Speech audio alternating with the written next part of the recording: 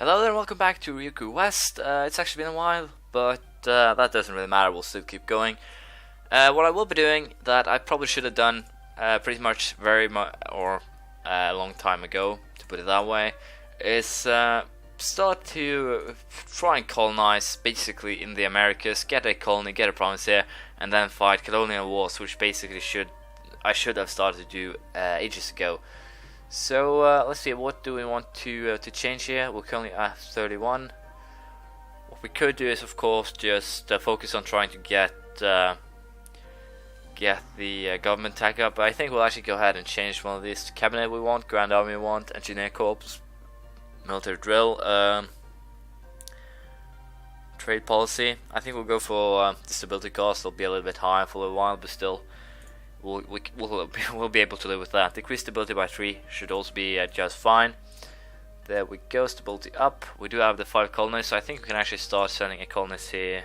No, 155 away, so how far away? Oh, we need to boost our naval tech a little bit. Let's see here. Yeah, we could always try. We'll try, see how that will. No, we'll go stability first, then we'll go naval tech. This is basically just the what should we call it, emergency plan, so to speak, on how to solve this. But what we also will be doing then, I think, is hiring a navy guy. Let's see if we can find one. The guy that gives, if there isn't one already, a guy that gives a longer colonial range. There should be one right here, but apparently there is not, so I will see if I can find him, and then we will try to get that last colony over in the Americas. Trade tech 26 has been reached, which gives a little boost to trade efficiency. Unfortunately, we are a little bit still too far away from the province there, so we started colonizing some other islands. But I'm pretty sure if I actually am to do a world conquest in this game, pretty much we'll have to start breaking the infamy limit in about 10 years time, simply to try and make do. The only problem then will be once we get through Europe, will most likely be in some sort of problems, and I'll probably have to play most of the game at 2 or 3 speed, simply to be able to keep up with everything that's happening. So it'll probably take forever to actually get it through, but we'll probably do that, try and see if we can pull it off. It's not really that much of it's really not that troublesome. What will be troublesome is most likely the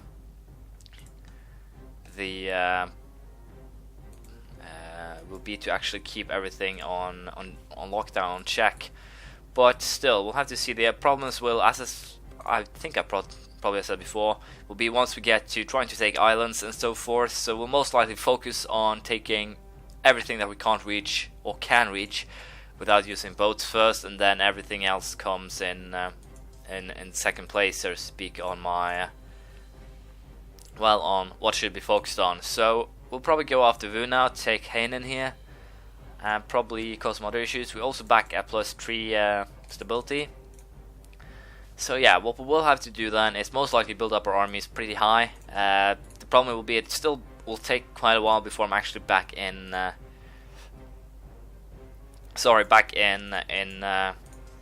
In Europe. So what I'll be focusing on then is most likely just land tech and nothing else. So we'll try to put or do that, and we'll see how it turns out. But as I said, I'll most likely just go ahead and break the infamy limit already now. I could of course take some more and simply take it easy, but I'm pretty sure that our land tech is about the same level as everyone else's.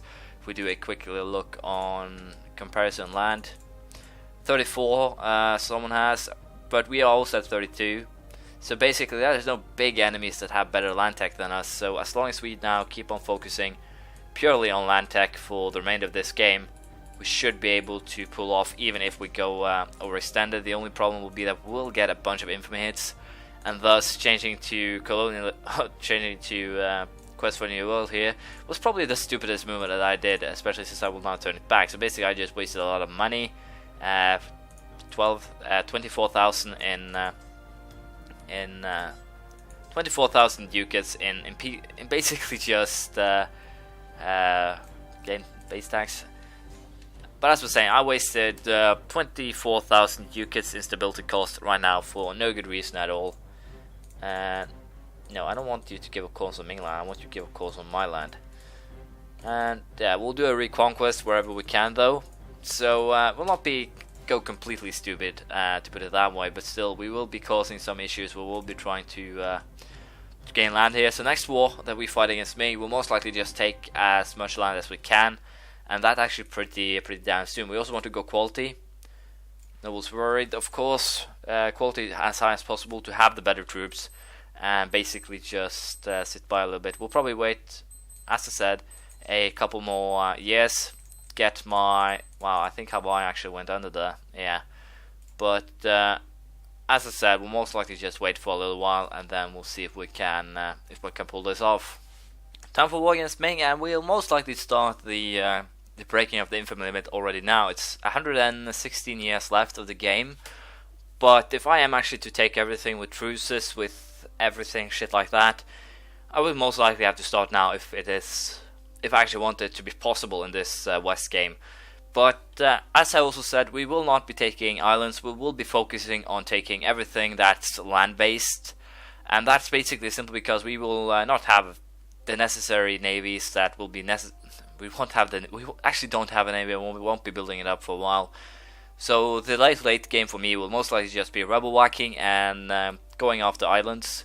It'll also be a little bit troublesome once we actually want to get over our asses over here, because, well, we have to have a navy to be able to do so. But that doesn't really matter right now. We will declare war on Ming, and we'll most likely take enough land for us to get some sort of well, too much land, so to speak. So without any further ado, I think I'll just fight this. Only Korea joined in, so Delhi joined in too.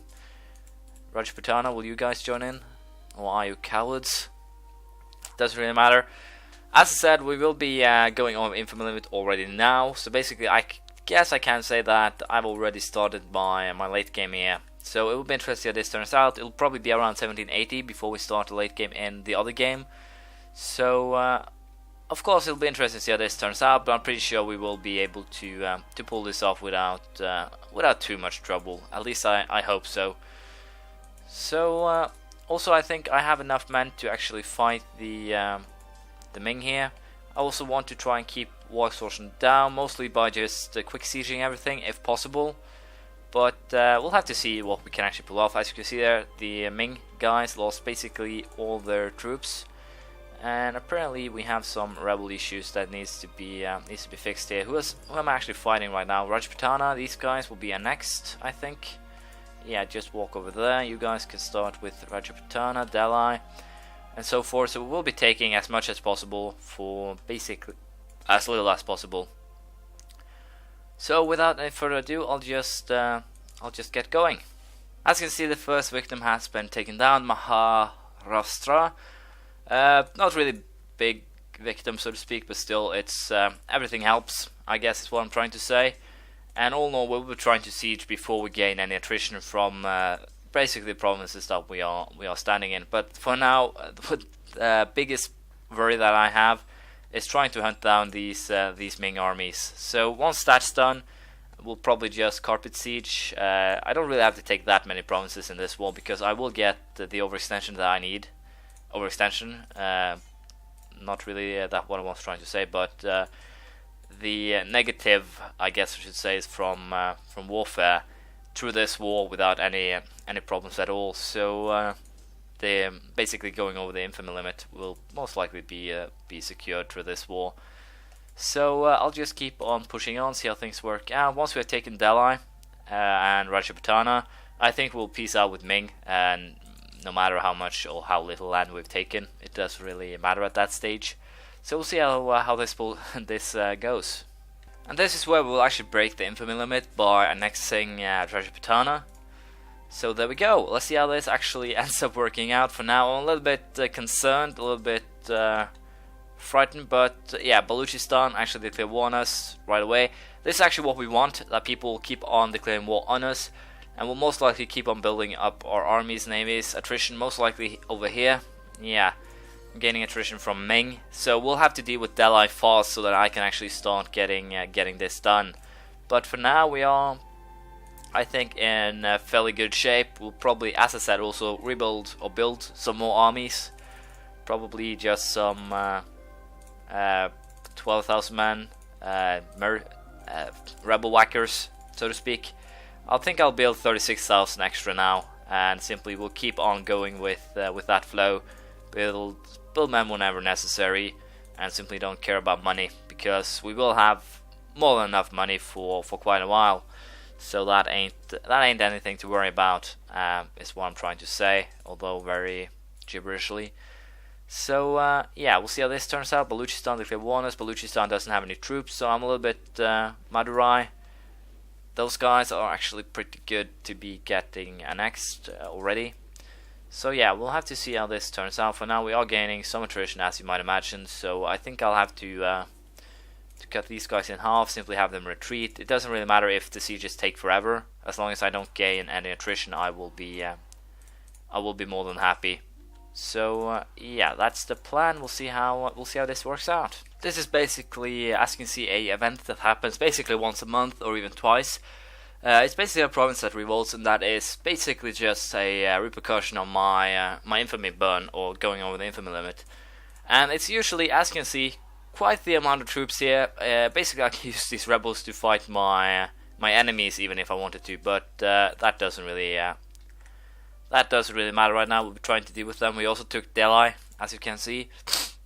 I also wanted to make peace with Ming pretty fast, but they are actually pretty damn. No, they will actually accept now. Will not accept too much though, so I'll simply go for these for now.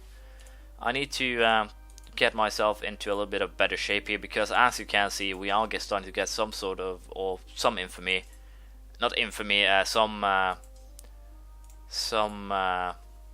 war exhaustion, and that is basically a problem. But except for that, I'm pretty sure that we will be able to pull this off without too much trouble. I'll actually have to run it on 4, simply to be able to deal with the incredible amount of rebels that will be popping up. So, but towards the late game, I'll probably show you everything. But for now, we'll simply keep it at this. I'll simply see if it's actually a viable tactic or not. But I can't actually remember this event that actually pops up every now and again, and it only pops up in course, it seems.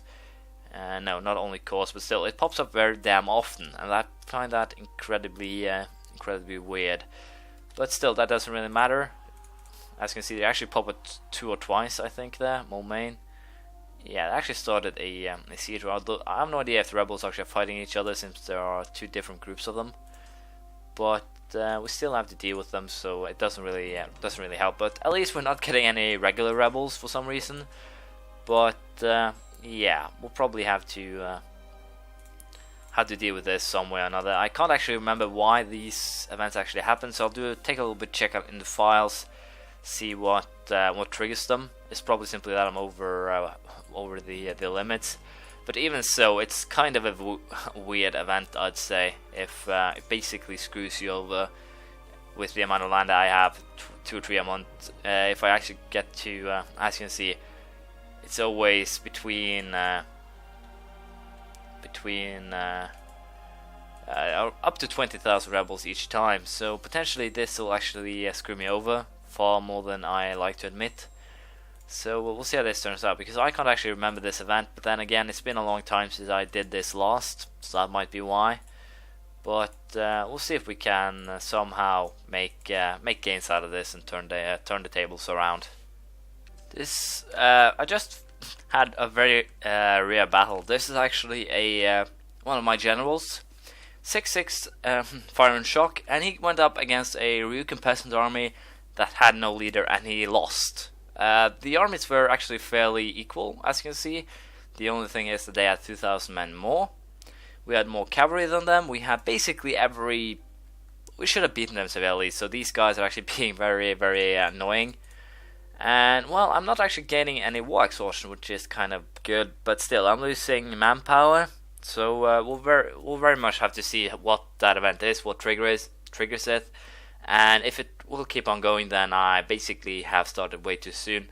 Probably will have to give myself another 50 years simply to build up my manpower, to build up my armies, and so forth. So I'll have to see.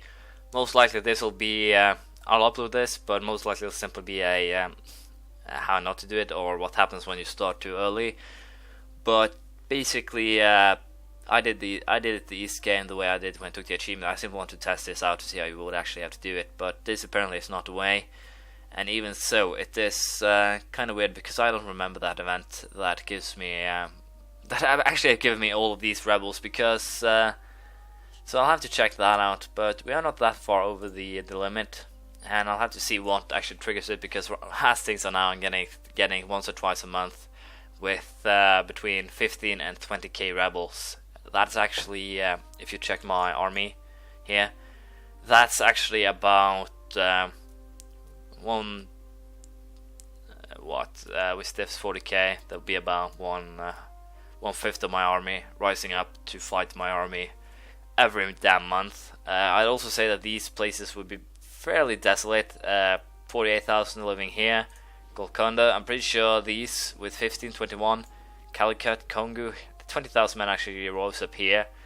But still, worst case scenario though, it's a little bit annoying, but even so, if the rebels were actually this annoying, I'd say they rather should have scaled it by the population and have them, even so, lose the population, because as you can see, that's 8 to 12, 12 rows up, but still, it's very much just an annoyance with the sheer amount of